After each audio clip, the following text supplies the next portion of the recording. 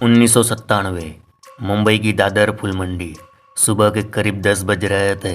भीड़ भाड़ वाला इलाका था तो लोगों की चहल पहल थी और इसी भीड़ में 6 फीट लंबी चौड़ी कदकाठी वाला आदमी अपने हाथ में रिवॉल्वर लिए खड़ा था। इसी लोगों की भीड़ में मुंबई पुलिस के 15 से 16 पुलिस वाले अपने ऑटोमेटिक हथियारों के निशाने पर उस आदमी को लेकर घात लगाए खड़े थे। पर वह एक अकेला आदमी बेखौफ था। उसे पुलिस की गोली का जरा सा भी खौफ नहीं था, क्योंकि वह जानता था इतनी भीड़ में गलती से भी पुलिस की गोली से किसी आम नागरिक की जान जाए, ऐसा पुलिस वाले सपने में भी सोच नहीं सकते। इसका फायदा उठा रहा था वो आदमी। इधर इस पुलिस दस्ते को लीड कर रहे मुंबई क्राइम ब्रांच के इंस्पेक्टर उस आदमी को कह रहे थे, हथियार नीचे फेंक दो और अपने आप को हमारे हवाले करो। वो आदमी बोला, तेरे में दम है तो मुझे पकड़ कर दिखा। और फिर एक तरफ पहलवानों वाली बॉडी वाला वो पुलिस वाला, तो दूजी और 6 फीट लंबा वो क्रिमिनल। मानो दादर की उस फूल मंडी में हजारों लोगों की भीड़ के बीच दंगल चल रहा हो। दोनों झपट पड़े, कभी ये नीचे पटकता कभी वो पटकता, मानो कोई फिल्मी शूटिंग चल रही हो। ऐसे में उस आदमी के हाथों से नीचे गिरी रिवॉल्वर फिर से उसके हाथ में आ गई। उसने इंस्पेक्टर की थाई में गोली चला दी। इंस्पेक्टर का खून बहता देख वहाँ खड़े खड़े तमाशा देख रहे सारे पुलिस वालों का दिमाग घूम गया। फिर तो ऐसी गोलीबारी हुई, उस आदमी की बॉडी में खून से ज़्यादा लोहा बहने लगा। उसका पोस्टमार्टम हुआ तब 26 गोलियां निकाली गई। अब आप सोच रहे होंगे वो आदमी था कौन? तो सुनो मामा, वो आदमी था डी कंपनी का किलिंग मशीन, क्रूर शैतान का पुजारी सादिक कालिया। और एक फिल्मी हीरो की तरह मुंबई की बीच सड़क पर खूंखार क्रिमिनल के साथ फाइट करने वाला वह पुलिस वाला कोई और नहीं बल्कि एनकाउंटर स्पेशलिस्ट दया नायक थे। और इस एक एनकाउंटर ने उस दिन पूरे अंडरवर्ल्ड को हिला डाला था। पूरा अंडरवर्ल्ड शांत हो चुका था, पर किसी को ये मालूम नहीं था कि जिस क्रिमिनल को पुलिस ने 26 गोलियां ठोकी है उसका एक भाई भी है। किसी को ये मालूम नहीं था इस एक एनकाउंटर से सैलाब उठने वाला है। किसी को ये मालूम नहीं था 17 लोगों की जान जाने वाली है। किसी को ये मालूम नहीं था इस एक एनकाउंटर में मारे गए सादिक कालिया का भाई आरिफ कालिया मुंबई आ रहा है। अरे मामा, हमारी एनकाउंटर स्पेशल सीरीज में आज बात मुंबई अंडरवर्ल्ड के एक ऐसे शार्प शूटर की करनी है जिसने 8-9 महीनों में 17 मर्डर किए थे। जिस प्रदीप शर्मा और दया नायक से पूरा अंडरवर्ल्ड डरता था, एक समय पे इन दोनों एनकाउंटर स्पेशलिस्ट ने ये डिमांड की थी कि हमें आरिफ कालिया से जान का खतरा है, हमें सुरक्षा प्रोवाइड की जाए। तो फिर आखिर इतने बड़े दुर्दांत अपराधी का एनकाउंटर कितना भयानक हुआ होगा, आइए पूरी महागाथा सुनाते हैं आपको।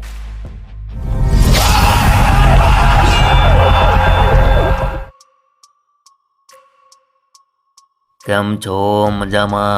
अरे मामा, मुंबई अंडरवर्ल्ड की कहानियों में जितने भी किरदार हुए, इनमें जो शार्प शूटर टाइप के किरदार ज़्यादातर मुंबई की छोटी सी खोल से निकल कर आए, जिनके अंदर एक ही चाहत होती थी, अमीर बनना और मुंबई पर राज करना। मुंबई में एक इलाका है अग्रीपाड़ा, और इसी अग्रीपाड़ा में एक बीडिंग खान बीडिंग, इसी में रहा करते थे कालिया ब्रदर्स और उनका परिवार। जब 97 में सादिक कालिया का एनकाउंटर हुआ, उस वक्त सादिक का छोटा भाई आरिफ कालिया सऊदी अरब में नौकरी कर रहा था।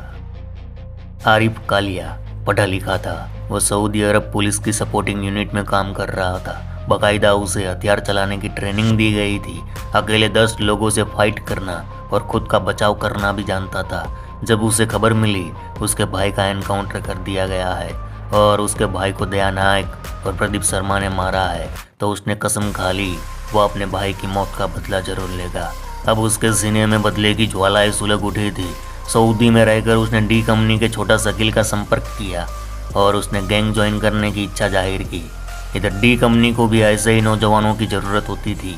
अब वो डी कंपनी का मेंबर बन चुका था। जनवरी 1998 सऊदी से आरिफ कालिया बदले की आग लेकर मुंबई आया। कुछ दिन परिवार के साथ रहा, फिर ये कहकर घर छोड़ दिया कि जब तक भाई की मौत का बदला नहीं लूँगा घर नहीं लौटूंगा। अब वह जा पहुंचा डी कंपनी की दहलीज पर, जहां उसके स्वागत में खड़ा था दाऊद का राइट हैंड छोटा शकील। शकील उसे एक मिशन देता है। मिशन क्या था मालूम? दाऊद के दुश्मनों और दाऊद के खिलाफ काम करने वाले लोगों का खात्मा। इसके लिए आरिफ को बोरा भर भर के रुपया और हथियारों का जखीरा दिया गया। आरिफ मुंबई आया था जनवरी 1998 के आखिरी हफ्ते में। और जनवरी से लेकर अक्टूबर के आखिरी हफ्ते तक इन 9 महीनों में वह 17 मर्डर करता है। 9 महीनों में 17 मर्डर, ये कोई छोटी मोटी बात नहीं थी। इससे पहले या इसके बाद ऐसा कभी भी मुंबई अंडरवर्ल्ड में हुआ ही नहीं था। और तो और ये मर्डर कोई मामूली लोगों के नहीं थे रे, बड़े बड़े जुर्म खानों को उसने निपटाया था। आरिफ कालिया का अपना स्टाइल था। कालिया का एक जोड़ीदार था साबिर शेख, जो फटफटी चला था और कालिया पीछे बैठा होता, और जब शिकार करने निकलते तो चलती फटफटी से 20 से 25 गोलियां ठोक कर रफू चक्कर हो जाते। इतना खूंखार अंदाज अंडरवर्ल्ड में आज तक नहीं देखा गया था। अब सुनो मामा, मुंबई बंदरगाह पर एक नामचीन कस्टम अफसर हुआ करता था। दबंग था, कदकाठी से तगड़ा, और गुंडों से कभी डरता नहीं था। इसलिए इस अफसर का अंडरवर्ल्ड में काफ़ी चर्चा था। नाम था फारूक बटाटावाला। बताया जाता है अंडरवर्ल्ड के जितने भी गैंग थे, जैसे दाऊद गैंग, गौली गैंग, अमर नाइक गैंग, छोटा राजन गैंग, इन सभी गैंग्स में कस्टम ऑफिसर फारूक बटाटावाला के खबरी थे। कहते हैं उस जमाने में कस्टम में इसके पास सबसे बड़ी खबरियों की आर्मी थी। फारूक बटाटावाला ने 93 के बम धमाके में मुंबई क्राइम ब्रांच की बहुत बड़ी मदद की थी। कई बड़े बड़े इनपुट फारूक बटाटावाला ने ही क्राइम ब्रांच को दिए थे। लेकिन अब फारूक बटाटावाला की दोस्ती उन लोगों से कुछ ज़्यादा ही हो गई थी जिनकी दाऊद से दुश्मनी चल रही थी। अब दाऊद गैंग फारूक बटाटावाला को ख़त्म करना चाहता था, और इसलिए इस काम का जिम्मा सौंपा गया आरिफ कालिया को। कालिया अपनी फटफटी लेकर फारूक बटाटावाला के घर भिंडी बाजार में जा पहुंचा, और उसी के घर के सामने, उसकी बीवी की आंखों के सामने फारूक बटाटावाला को दिन दहाड़े गोलियों से भून डाला। वहीं उन्हीं दिनों में मुंबई में अखिल भारतीय सेना का अध्यक्ष था महात्रे, उसे भी आरिफ कालिया ने ही मारा था। वहीं एक प्रदीप शर्मा का फाइनेंसर हुआ करता था कौशल राज जैन, उसे भी माहिम एरिया में कालिया ने टपकाया। इस हटेले शार्प शूटर का और एक भयानक किस्सा सुनिए। और उन गौली गैंग में सगे 7 भाई हुआ करते थे, जिन्हें गामा ब्रदर्स के नाम से जाना जाता था, जो गौली का सारा धंधा संभालते थे। इन 7 में से 2 को तो आरिफ के भाई सादिक ने मार दिया था, जबकि गामा कालू और पप्पू को आरिफ कालिया ने मार दिया। यानी इन 7 भाइयों में से 5 भाइयों को कालिया ब्रदर्स ने ही मौत के घाट उतार दिया था। इधर बाकी बचे 2 गामा ब्रदर्स अब इस खून खराबे को रोकना चाहते थे। तब उन्होंने कुछ कॉमन फ्रेंड्स को बीच में रखकर राजीनामा करने की पेशकश आरिफ कालिया तक पहुंचाई। आरिफ कालिया को बताया गया किसी को भी बिना हथियार लेकर आना है, और आरिफ कालिया बिना हथियार लेकर गामा गैंग के अड्डे पर जाता है। इसको एक कमरे में बिठाया जाता है और बोला गया, आप यहाँ बैठे, हम चाय पानी का इंतजाम कराते हैं, फिर बात करें। इधर आरिफ कालिया उस कमरे में निहत्ता बैठा था। गामा ब्रदर्स बाहर निकल चुके थे। तब एक आदमी हाथ में पिस्टल लेकर कमरे में आता है। जैसे ही उसने आरिफ कालिया को देखा, वो भौचक्का रह गया, क्योंकि जो आदमी आया था उसे गामा ब्रदर्स ने हायर किया था। आरिफ कालिया को राजीनामा के बहाने धोखे से मारने का प्लान था। क्या लगता है आरिफ कालिया मारा जाएगा? जल्दी कम बताओ कमेंट में। तो सुनो मामा, जो शख्स कालिया को मारने आया था उसे पता नहीं था गामा ब्रदर्स ने किस शख्स की सुपारी दी है। जब वह कमरे में आरिफ कालिया को देखता है तो इसलिए भौचक्का रह जाता है क्योंकि वह आदमी आरिफ कालिया को अपना गुरु मानता था। उसने आरिफ को गोली मारने की बजाय पीछे बाथरूम की खिड़की से भगा दिया। यह पहला मौका था जब आरिफ कालिया यमराज के द्वार को छूकर टक से वापस लौट आया था। खैर, इस तरह आरिफ कालिया का टेरर पूरे मुंबई की सड़कों पर खुलेआम दिखाई दे रहा था। अंडरवर्ल्ड में उसकी छवि किलिंग मशीन के रूप में उभर रही थी। दाऊद के विरोधी गिरोह में आरिफ के नाम का खौफ फैल चुका था, तो मुंबई पुलिस में भी कहीं ना कहीं खौफ था, क्योंकि इस आदमी ने खुलेआम चैलेंज किया था कि जब तक मैं अपने भाई को मारने वाले दया नायक और प्रदीप शर्मा को मार नहीं देता, चैन से नहीं बैठूंगा। और यह बात प्रदीप शर्मा ने एक इंटरव्यू में खुद कबूली थी, और इस आदमी की वजह से मुंबई पुलिस की हिस्ट्री में पहली बार 2 खतरनाक एनकाउंटर स्पेशलिस्ट प्रदीप शर्मा और दया नायक को Y+ जैसी सिक्योरिटी प्रोवाइड की गई थी। दोनों के साथ हर वक्त घातक हथियारों के साथ बॉडीगार्ड तैनात किए गए थे। तो आप समझ सकते हो कि आरिफ कालिया किस टाइप का आदमी होगा। लेकिन अब आरिफ कालिया को खत्म करना जरूरी था। मुंबई पुलिस उसके पीछे लगी थी। इधर वह 2 कदम आगे चल रहा था।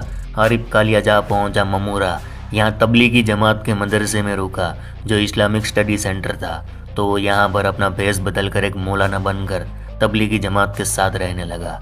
एक दिन वह तबलीगी जमात के साथ गोंडा गया, लेकिन ये बात कहीं लीक हो गई और मुंबई पुलिस तक पहुंच गई। और फिर मुंबई पुलिस उत्तर प्रदेश से उसे अरेस्ट कर मुंबई लाई और दिसंबर 1998 में उसे आर्थर रोड जेल में बंद कर दिया जाता है। यहाँ वह 3 सालों तक रुका। फिर 2001 में वह जमानत पर बाहर आया। बाहर आते ही डी कंपनी ने उसे एक और सबसे ज़रूरी काम सौंप दिया। दरअसल एक पत्रकार थे जिन्होंने दाऊद के बारे में बहुत कुछ छापा था और दाऊद गैंग उसे मारना चाहता था और इसका जिम्मा सौंपा गया आरिफ कालिया को। उधर मुंबई पुलिस को मुखबिरी मिली कि पत्रकार को मारने आरिफ कालिया उन पर अटैक करने वाला है। उधर दया नायक और प्रदीप शर्मा की टीम उसे ढूंढ रही थी। इधर क्राइम ब्रांच के इंस्पेक्टर प्रफुल्ल भोसले को जानकारी मिली आरिफ कालिया कहाँ छिपा है और फिर रात 3 बजे क्राइम ब्रांच टीम ने आरिफ कालिया को अंबरनाथ की झोपड़पट्टी से पकड़ लिया। फिर उसे थाने लाया गया और अर्ली मॉर्निंग उस पत्रकार के घर के सामने उसे लाया गया और फिर उसे एक एनकाउंटर दिखाकर शूट कर दिया गया और इस तरह आरिफ कालिया की कहानी वहीं ख़त्म हो गई। तो ये थी कहानी। चलो इस गुज्जू भाई का राम राम, मिलते हैं फिर।